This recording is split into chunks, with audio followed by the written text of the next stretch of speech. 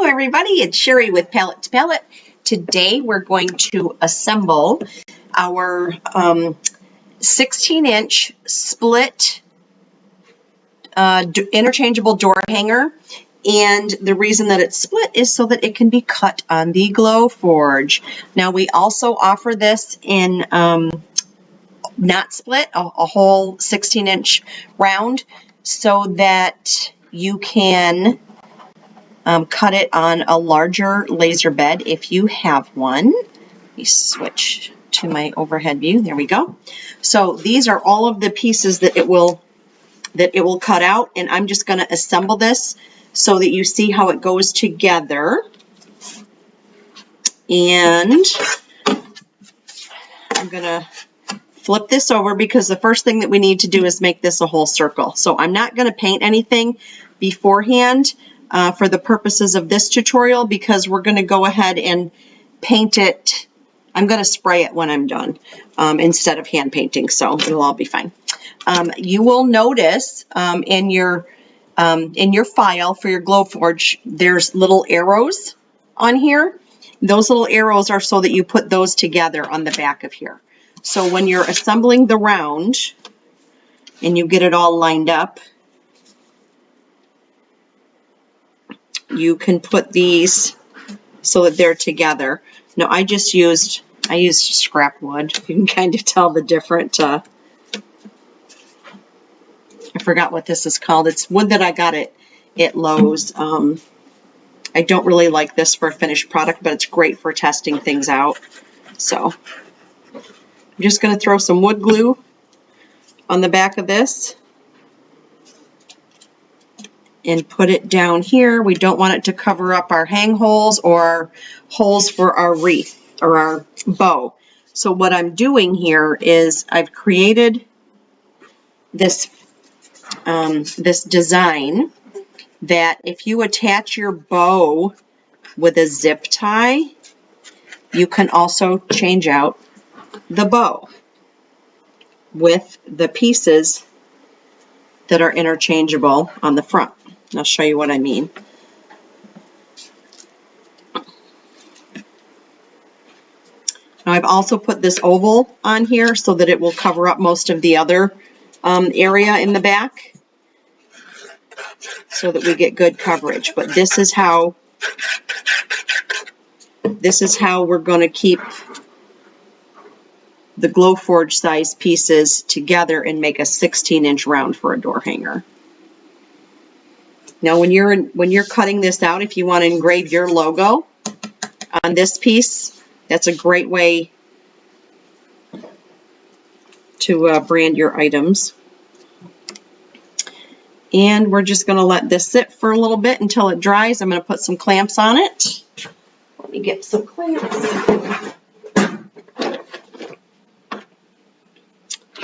And I'm going to put some of these. I'm going to put one down. Okay, we are back, and we've got this this dried, but this is how it goes together. So if you have a Glowforge and you have to cut it in pieces, this is the split interchangeable design, and this is what you end up with. So with this particular design, we are going to glue. Actually, first, let me tell you real quick that two of these pieces are a little bit longer than the rest of them. So all of these ones that are the same height or length, actually we're going to call them width, because these ones are a little bit taller, or shorter, I mean. So the ones that are a little bit shorter are the ones that are going to be your up and down slats for the frame.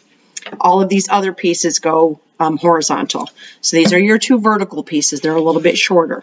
The ones that are a little bit longer and all the same length, so we've got 4 skinny ones and 2 wider ones. Those are all your horizontal pieces that are going to go on here. Okay, so the first thing that we're going to do is glue 2 of these skinny ones together. And these are going to be our spacer pieces. And we're going to do this twice. So we've got that set there. I'm going to get another set here. Now, I think I already mentioned this before we cut out for the other thing to dry. I cut this on scrap wood because this is my first time trying it out. So I cut it on a bunch of scrap pieces that I had so that I could make sure that it worked properly. Okay, so once we get these glued together, then we're going to attach them to our door hanger that actually has some score lines in it. You can probably see, let's see, where's this one? Down here at the bottom, there's a little rectangle scored in that. Can you see that? It's hard to see on this scrap material, but it's there, and it'll probably show up better when you cut your piece. So this is just so that you know where to place these. And we're going to do the same thing on this one. You'll see me use my fingers a lot when I'm using the glue, the wood glue. It's just the way I do it. All right, so we're going to put that one in that rectangle that's scored on there. So that just shows us, it just helps us with placement. So now what we're going to do is we're going to put glue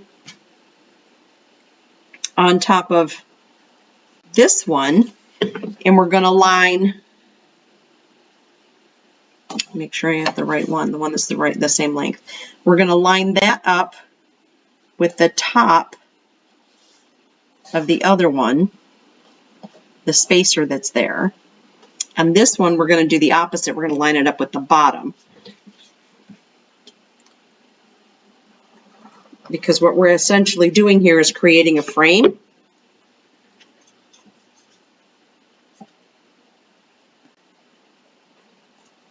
So I lined this up with the bottom. And so now what I have is I have these, have this whole spacer all the way through where I can slide something down in between here and here. And that's what we wanted.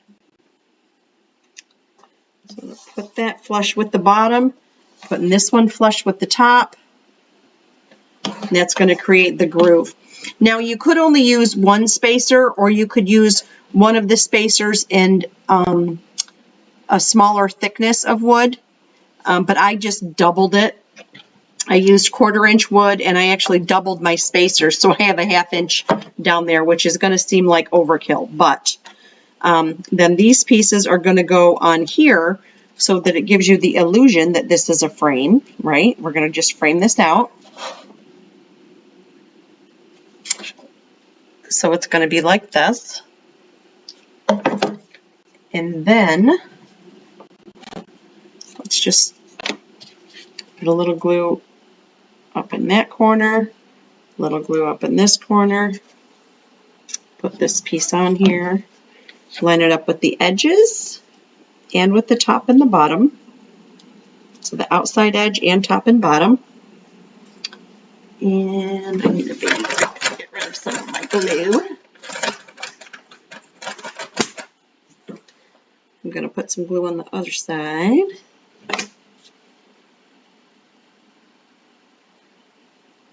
Just in the corners. And then I'm going to, same thing, I'm going to line this up. Oops, I got glue stuck all over me. Line it up with the top and the bottom and the outside edge.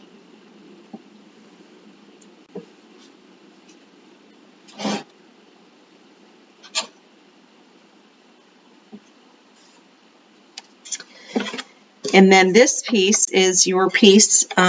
This is your frame piece, so that you can do whatever designs you want. You can stay tuned, you know, to my Etsy shop. I'm going to be putting some more files in there for space for designs that can go on these for the interchangeables. So I'm going to get this all painted, and then I'm going to come back. But let me just show you what I'm talking about. So here is one that I made that will slide right in. And let me put this back on front view so that you can see. So the bottom is going to hold it in there, and you're going to have your hanger on here, and you're going to have a bow on here that's on there with a zip tie or some wire, and you'll be able to change out the insert. It will slide through on either end. Let me get another one so you can see.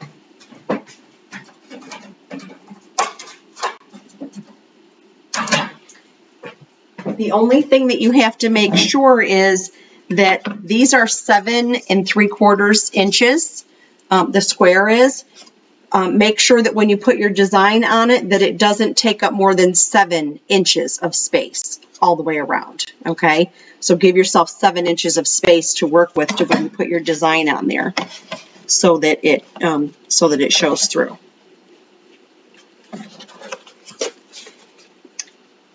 And so there's another one, and it just slides in and out the side. And if you want to change your bow, I like to use rope. Let me show you one of my ones with rope. That's why I make the holes as big as I do, because I like to use the rope. Okay, so I like to use the rope, and I just tie knots in the front, and I use that as a hanger.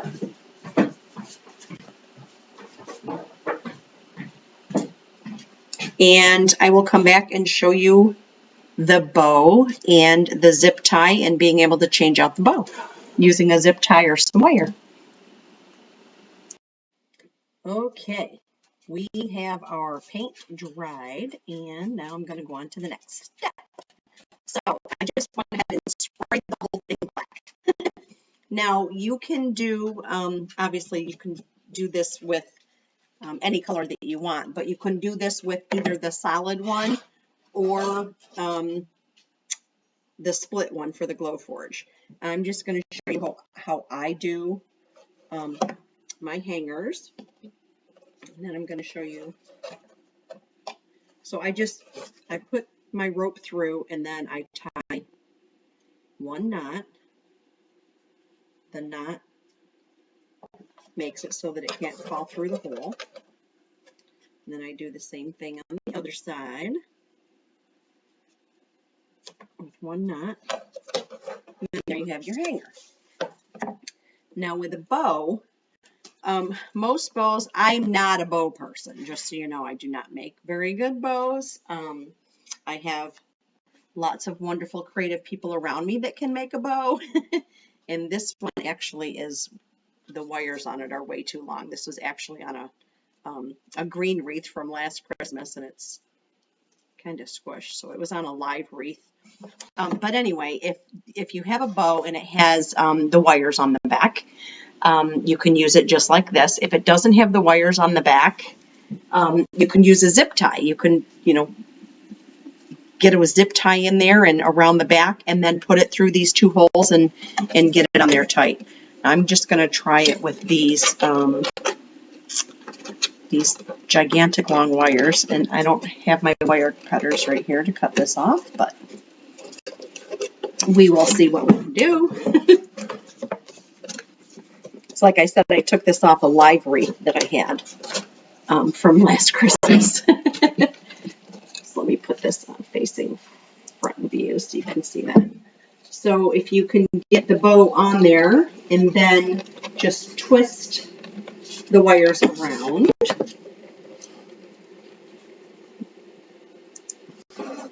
I'm just twisting them. I'm going to leave this hanging down. I'm not actually going to trim it off, but just for tutorial purposes. Then you can fluff your bow and put your little, twist it around a little bit and fluff it up. That didn't work. But then, so you can change the bow out, because it's not permanent.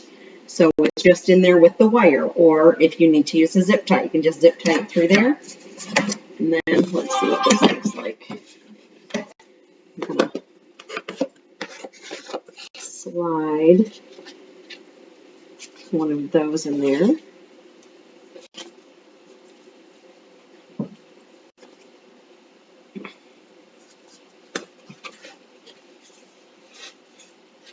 So this is what, put this down a little bit.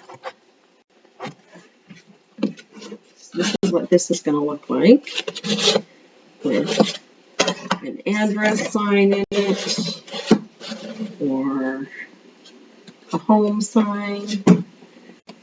I think I would actually personally have to trim this up because those little tails are a little too long on that. Let's put just an initial in there. And then I have other designs too that we can pop in there, you know, for holidays and stuff. I just be watching for more videos and my Etsy shop for designs on those.